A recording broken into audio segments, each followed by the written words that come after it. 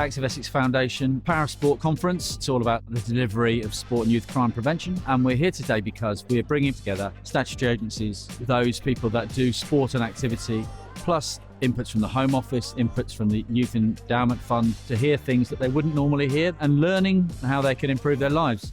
There's so many people helping young people such as myself get away from drugs, county lines, violence, and getting into something beneficial, stuff like qualifications and just finding new passions. We're in really positive times in this region. 7% trend compared to nationally in the reduction of knife crime amongst young people. That's something we should celebrate. You know, other regions should look here and say, what is it they're doing that we can do?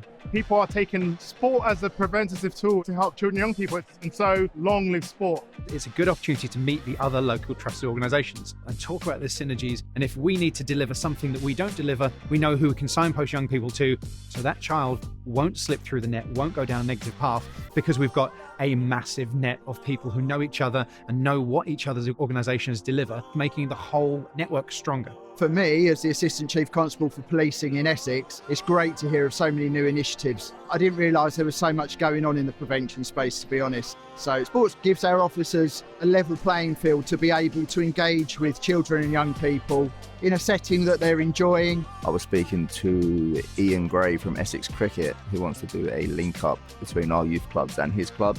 I think without events like this, you wouldn't get the chance to necessarily meet people in that way.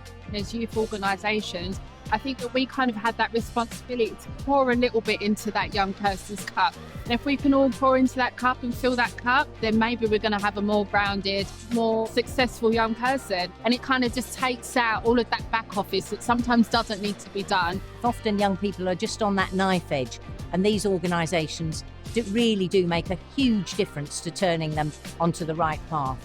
A lot of the children that we speak to around the counter-lines criminal exploitation, they want to have that opportunity to feel safe, trusted and build rapport. So all these schemes give them that opportunity, because a lot of them say it's easy to turn back into criminality, but actually by giving them long-term hope, instead of short-term wins, we can look at that long-term diversion, and it all formulates from joining these sports clubs, gaining confidence, gaining trust, gaining rapport. To learn from the experiences of those who've gone through hardship, then come out of it and then got some insight from that, and then sharing information, sharing practices, working together, supporting and collaboration is really important to this. The more we can work together, share ideas, learn through that experience, the better we can be.